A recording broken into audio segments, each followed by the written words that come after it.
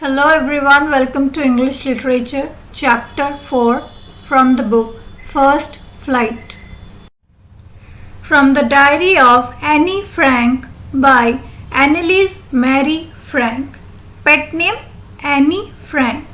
There is a picture where she has written in Dutch, the original language, and the whole thing, the translation comes to: this is a photo as I would wish myself to look all the time. Then I would maybe have a chance to go to Hollywood. Annie Frank, 10 October 1942. It's time to know about the author. Anneliese Marie Frank is the full name of Annie Frank. Annie Frank was a German-born Jewish girl and diarist. She gained worldwide fame posthumously for keeping a diary documenting her life in hiding during the German occupation of the Netherlands. She was born on 12th June 1929, Frankfurt, Germany. Died on February 1945, Bergen-Belsen concentration camp, Germany. Place of burial, Bergen-Belsen concentration camp, Germany.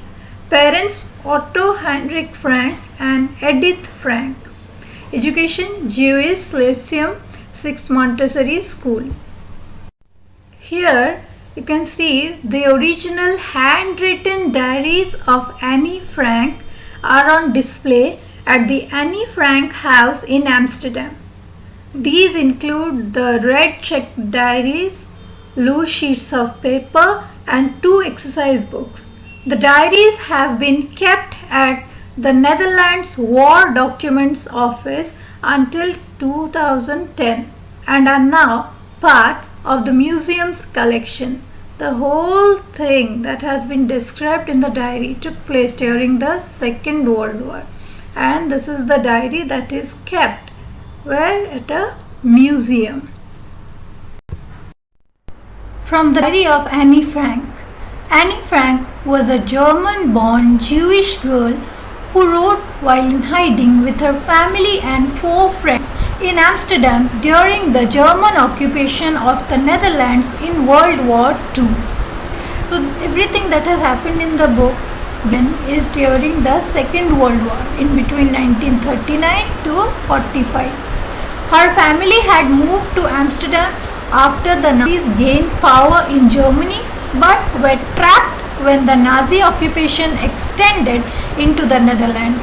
As persecutions against the Jewish population increased, the family went into hiding in July 1942 in hidden rooms in her father Otto Frank's office building. After 2 years in hiding, the group was betrayed and transported to the concentration camp system where Annie died of typhus in Bergen-Belsen within days of her sister Margot Frank. Her father Otto, the only survivor of the group, returned to Amsterdam after the war ended to find that her diary had been saved. Convinced that it was a unique record, he took action to have it published in English under the name The Diary of a Young Girl in 1952. Initially it was published in Dutch in 1947 as Het Actarius. This book has been translated and published into more than 70 languages. It was their famous book. Below you can see 4 pictures. First one, the father, Otto Frank. Second, Edith Frank. Third, Margot Frank, the sister. Finally, you have the picture of Annie. Annie Frank, so she was a German-born Jewish girl. While in hiding with her family and 4 friends in Amsterdam during the German occupation of the Netherlands in World War II. So during the war, they went into hiding. They began to hide from the army. Her family moved to Amsterdam after Nazis gained power in Germany. Because they were Jews, they went into hiding. So, but were trapped when Nazi occupation extended to Netherlands. So they had to leave a place, go to Amsterdam. But when Nazis went into Amsterdam. They moved further and they had to hide as persecutions against the Jewish population, as the harassment, torture against Jewish population by Nazis increased. The family had to hide in July 1942, and they were hiding in hidden rooms. Where? In the office building of Annie's father's, that is Otto Frank's. After 2 years in hiding, every time it happens, there's always a person, a black sheep can be called. So they were betrayed and were caught and sent to concentration camp, where Annie died typhus in Bergen-Belsen, and her grave is also in burial place is also Bergen-Belsen with days of her sister. So Margaret died. After that, Annie also died. Otto, the father of Annie, was the only survivor. When he returned after the war ended, he found that the diary was safe, and after going through the diary, he thought, why not let people know about the war, about the daughter, about whatever she wrote.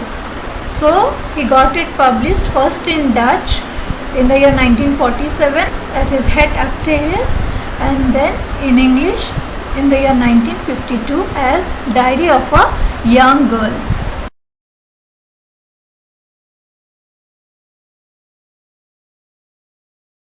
The diary was given to Annie Frank for her 13th birthday, and the chronicles of the events of her life from 12th June 1942 until its final entry in 1st of August 1944. So the list, the serial of events come from the year 1942, 12th of June to 1944, 1st of August. This is the contents in her diary. It was eventually translated from its original Dutch into many languages and became one of the world's most widely read books. There have also been several films, television and theatrical productions, and even an opera based on the diary. Described as the work of a mature and insightful mind, the diary provides an intimate examination of daily life under Nazi occupation. So, life during war. Annie Frank has become one of the most renowned and discussed of the Holocaust victims. So, Annie has become the most renowned and discussed of the Holocaust is mass killing. In pictures you can see these are the Nazi concentration camps, the Jews. They are kept here. It was mass killing. Holocaust is nothing but destruction or killing on a mass scale. See, destruction caused on a mass scale, especially fire or nuclear war. This is Holocaust. The site of concentration camp prisoners. Then after the war, concentration camp survivors outside barracks. See the body of these people. So this is all about the introduction of her to her diary and the dates from beginning till end. So she was given on her 13th birthday. The events are listed from 12th June 1942 to 1st of August 1944. You can see they were in hiding for 2 years when they were betrayed, and she has become one of the most famous and discussed of the Holocaust victims or the victims of war. Let's read in details. Writing a diary is a really strange experience for someone like me. Not only because I have never written anything before, but also because it seems to me that later on neither I nor anyone else will be interested in the musings of a 13-year-old schoolgirl. Oh, well, it doesn't matter. I feel like writing, and I have an even greater need to get all kinds of things off my chest. Paper has more patience than people. I thought of this saying on one of those days when I was feeling a little depressed and was sitting at home with my chin in my hands, bored and listless, wondering whether to stay in or go out. I finally stayed where I was, brooding. Yes, paper does have more patience, and since I'm not planning to let anyone else read this stiff-backed notebook grandly referred to as a diary, unless I should ever find a real friend, it probably won't make a bit of difference. Now, I'm back to the point that prompted me to keep a diary in the first place. I don't have a friend. In this paragraph, Annie says that it's very strange as she has never before written a diary, and she also thinks that people who will be interested in the thoughts or the reflections of a 13-year-old schoolgirl, of a little child, who would pay any attention to it. But then she says, I feel like writing, and there is also need. Why? She wants to get all things off her chest, unburden herself. Because paper has more patience than people. It's a very, very important thing mentioned in this paragraph, where she says paper has more patience than people. It's very interesting. When you complain or say something, people get bored. They will complain. They don't have so much of patience to wait for you. But if you write something, the paper never says stop. The notebook will never tell you, hey, don't write. So paper has more patience than people. When you are not able to convey your thoughts to a person, it's always better to write.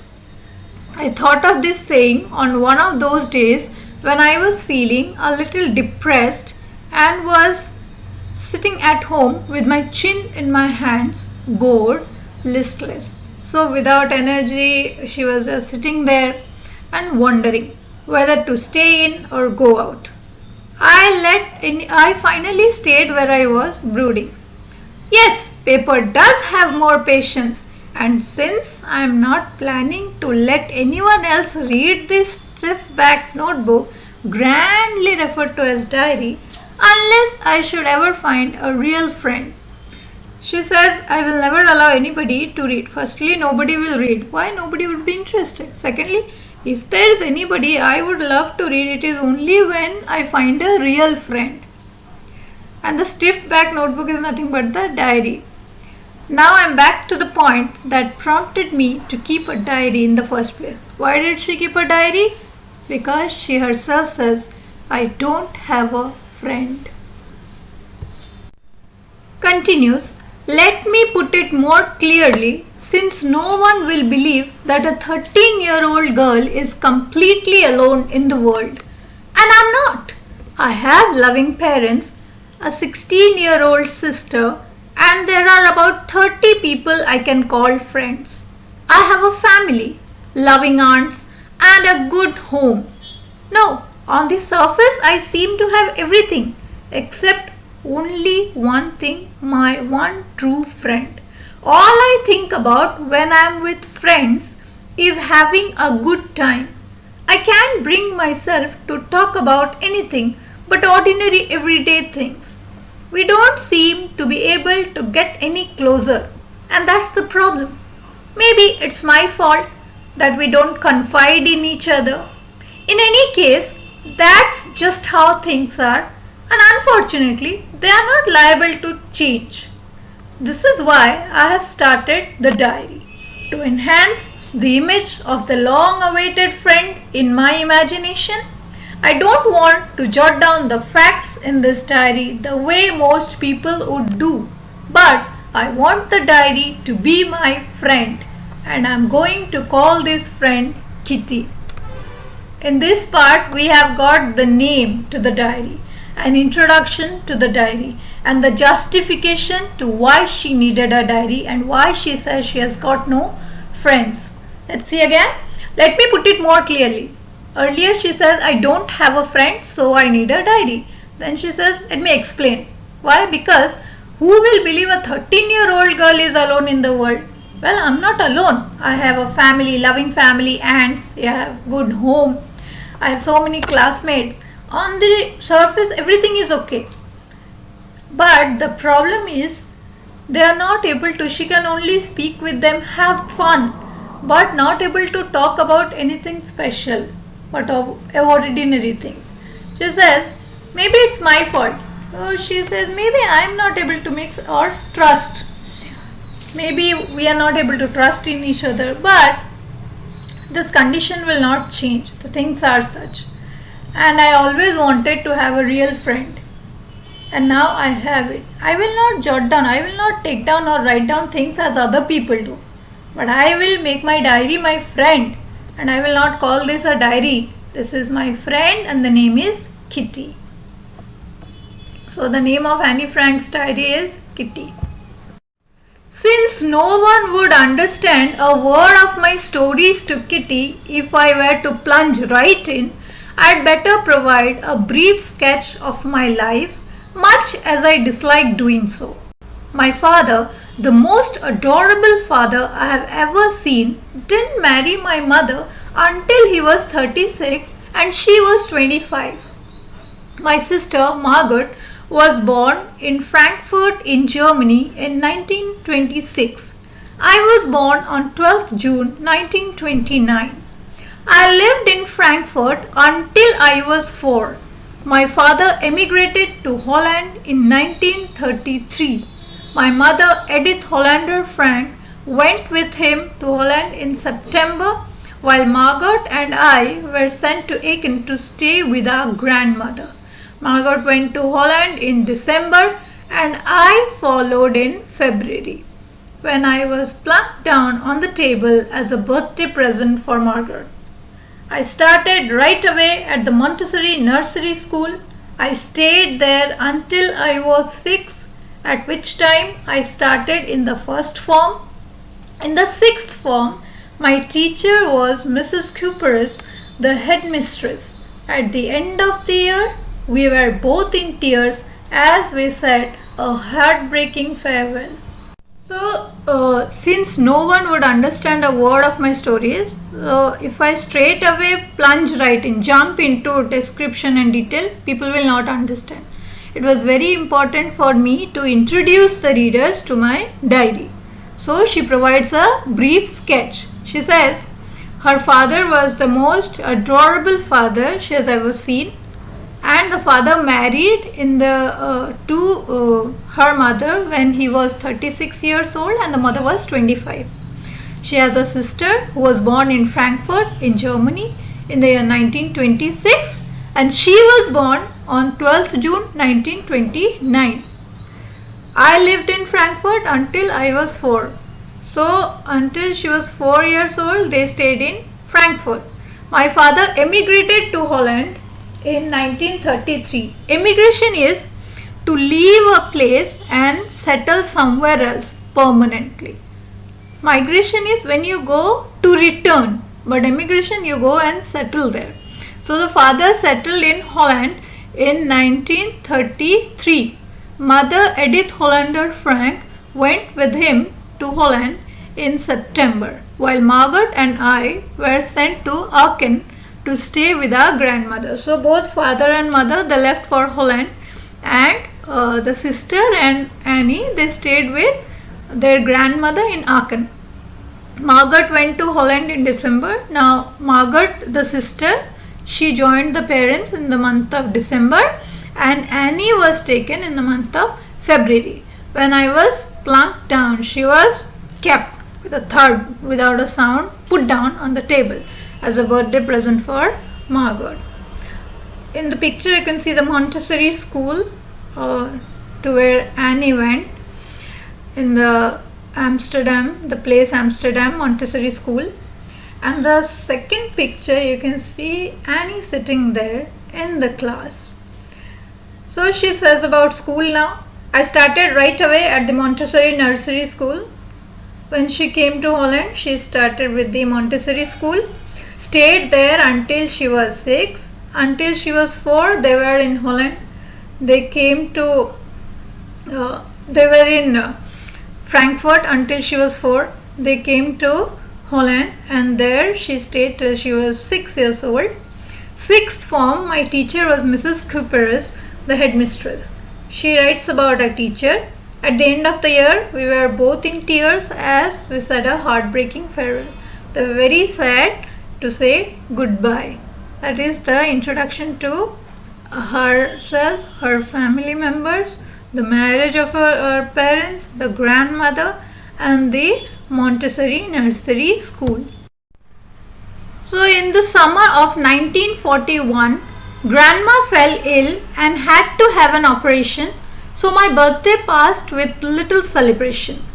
Grandma died in January 1942. First loss in her life, the grandmother, in the year 1942. No one knows how often I think of her and still love her.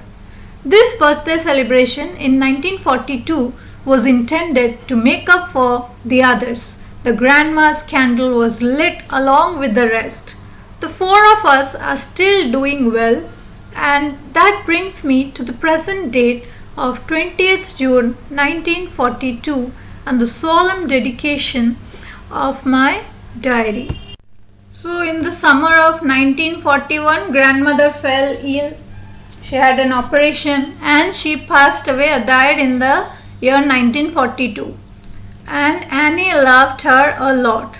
The birthday celebration in 1942 was intended to make up for the other, that is to compensate for the previous birthdays which were when the grandmother died. It was not celebrated properly. So grandma's candle was also lit, as if you can say out of love. The four of us are still doing well, the parents, sister and herself. That brings me to the present date of 20th June 1942 and the solemn dedication of my diary. Now it is 20th June 1942 and she writes, with devotion, serious devotion, she writes, Dearest Kitty, our entire class is quaking in its boots. So the whole class is nervous and excited, frightened. The reason, of course, is the forthcoming meeting in which the teachers decide who will move up to the next form and who will be kept back. Half the class is making bets. GN and I laugh ourselves silly at the two boys behind us, CN and Jacques, who have staked their entire holiday savings on their bet. From morning to night, it's you are going to pass. No, I'm not. Yes, you are. No, I'm not. Even G's pleading glances at my angry outburst can't calm them down. If you ask me, there are so many dummies that about a quarter of the class should be kept back. But teachers are the most unpredictable creatures on earth. I'm not so worried about my girlfriends and myself. We'll make it. The only subject I'm not sure about is maths. Anyway, all that we can do is wait. Until then, we keep telling each other not to lose heart. This diary entry is about the classroom. Our entire class is quaking in boots. The whole class is frightened and very nervous. Why? Because of the meeting where the teachers will decide who is to be promoted and who will be kept back or held back. So the half of the class, they are making bets. About what? For example, two boys are there, like half of the class is making bets, and GN and I are laughing ourselves at the two boys behind us, CN and Jacques. So there are two boys particularly mentioned as CN and Jacques. What were they doing? They were making bets. Bets on what? Bets on money, their entire holiday saving. They are risking the whole amount, gambling on the outcome of the results. The first one says, you see, you are going to pass. The second one, no, I'm not. Oh yes, you are. No, I'm not. So this is bet going on. The one who wins gets the amount. Even G's pleading glances and my angry outburst can't calm them. So they were looking as if requesting, and Annie in anger, telling them to be silent, but no one was listening. If you ask me, there are so many dummies that half a quarter of the class should be kept back. So she says that if you ask me personal opinion, then the whole class is full of silly people, stupids, and 25% of the class should be kept back. So So I'm not worried about, and then she says, I'm not worried about the girls, but, or myself, we will make it. But, so she says, I'm not worried about my girlfriends or the girls and herself. They will make it. The only subject is to worry about is maths. Anyway, we all can, what we all can do is just wait. Until then, keep telling each other not to lose heart. So not to lose hope. Every other boy or every other girl is telling the other to have hope. Don't worry, you will pass. So they are cheering each other. And the only subject of concern to Annie is maths. I get along pretty well with all my teachers. There are 9 of them, 7 men, 2 women. Mr. Keesing, the old fogey who teaches maths, was annoyed with me for ages because I talked too much. After several warnings, he assigned me extra homework. So she goes pretty well, she has good relation and deals properly with all her teachers. But the problem is that after several warnings, one teacher, Mr. Keesing, he was annoyed and he gave her extra homework. Mr. Keesing used to teach her maths and he didn't like one thing about her. She was too talkative, and that is why he decided to punish Annie and gave her extra homework. An essay on the subject, a chatterbox. A chatterbox? What can you write about that? I'd worry about that later. I decided. I jotted down the title in my notebook, tucked it in my bag and tried to keep quiet. That evening, after I had finished the rest of my homework, the note about the essay caught my eye. I began thinking about the subject while chewing the tip of my fountain pen.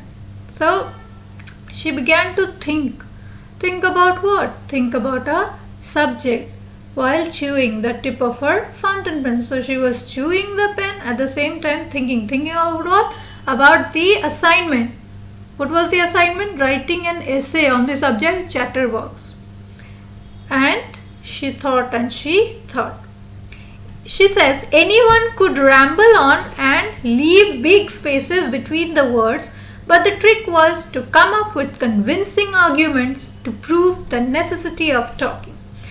She says anyone would ramble. Just write, scribble something and give big spaces, cover up pages. But she says no, that is not the point. You have to come up with convincing arguments. You have to prove that what you are doing is not your fault. It is correct and that is necessary. I thought and suddenly I had an idea. I wrote 3 pages Mr. Keesing has assigned me and was satisfied. So the beginning she was just not sure about what to write. She had no clue about it. And now she wrote 3 pages and was satisfied with it. I argued that, and what did she write? The central idea was talking is a student's trait and that I would do my best to keep it under control, but that I would never be able to cure myself of the habit since my mother talked as much as I did, if not more, and that there's not so much you can do about inherited traits.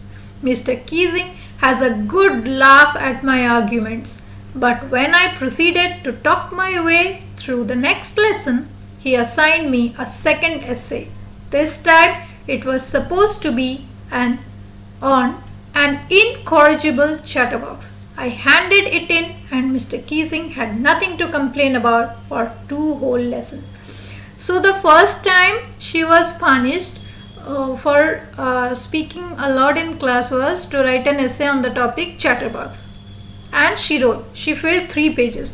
What was the content? In the 3 pages she wrote that talking is a characteristic of a student and that she would try her best to keep it under control, but she will never be able to cure herself or be completely silent. Why? It is genetic.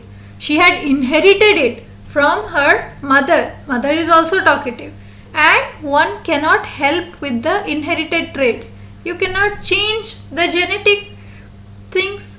That's why, and Mr. Keesing was very entertained, very amused with this argument, and he did not punish her that day. But she continued speaking, and Mr. Keesing was irritated. So he assigned her a second essay, and this time an incorrigible chatterbox, or the meaning is one who cannot be redeemed or corrected.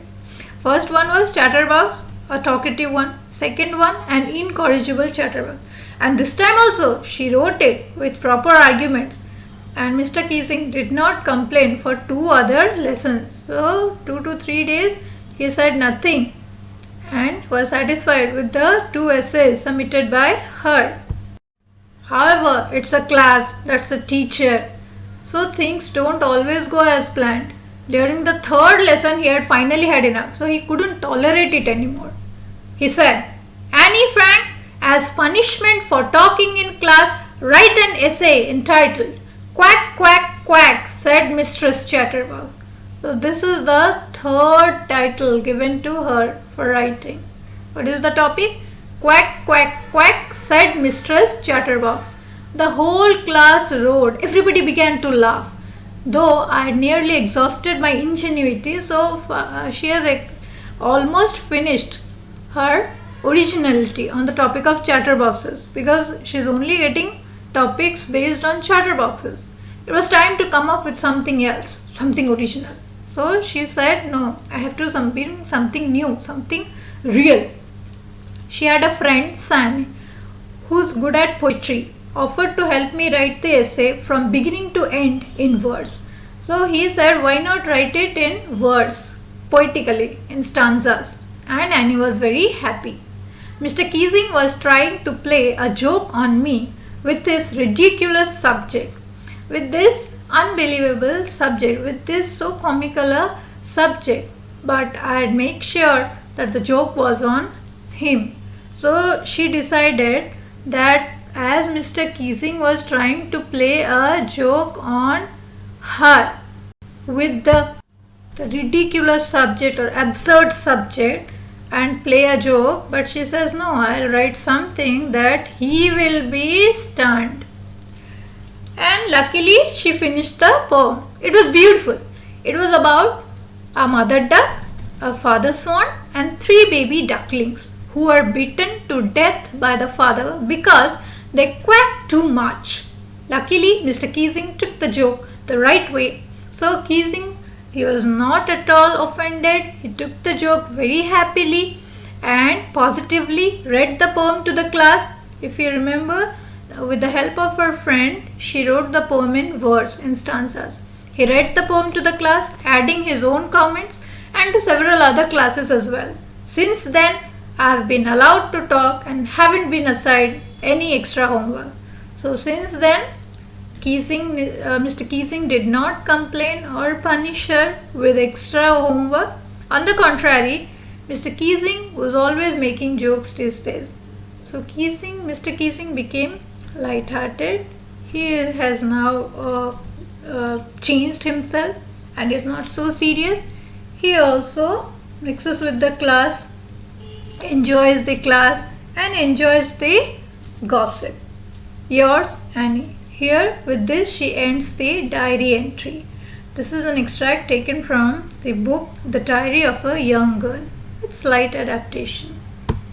Let's go through some of the word meanings or meanings of phrases. Persecution is torture or harassment. Survivor, fighter or hero. Convinced, persuaded. Renowned is famous or popular. Holocaust is mass killing or massacre. Insightful is perceptive or shrewd. Musings, thoughts or reflections. Patience, perseverance or tolerance. Listless, lethargic, lazy or inactive. Prompted, provoked or driven. Farewell, parting or departure or goodbye. Intended, planned, wished for, solemn, sincere or firm. Brooding, thoughtful or depressed about something you just cannot stop thinking about, or worried about something you cannot stop thinking about. Confide is to trust or speak to in confidence. Unfortunate, unlucky or unsuccessful. Liable is responsible or answerable. Jot down is to note down or write something on a piece of paper as a note or reminder. Adorable is lovable, charming. Emigrated is migrated or relocated to a particular place to settle permanently. Heartbreaking, upsetting or tragic. Dedication, devotion or commitment. Quaking in boots means to be extremely frightened or nervous. Move up to is advance to a higher position or rank. Making bets to risk losing something such as money if you guess about what will happen is wrong, or in simple words, gamble. Pleading glances to look or gaze that expresses a strong desire or request, often with emotional tone. Angry outburst is rage or fury. Quarter of the class means a fourth of the class or 25% of the class. Unpredictable, random or impulsive. Lose heart, despair or grieve. Get along, cope, manage. Foggy, old-fashioned or conservative. Tuck in, keep it in a position by placing on one's edge of it behind or under something else. So tuck in is keep it in a position by placing on one edge of it behind or under something else. Inherited, hereditary or genetic. Incorrigible, irredeemable or irreformable. Exhausted is tired or fatigued. Ingenuity, cleverness or originality. Verse, poetry or stanza. Ridiculous, silly or absurd. On the contrary, conversely or rather. For any doubts, you can use the comment section. Thank you for watching.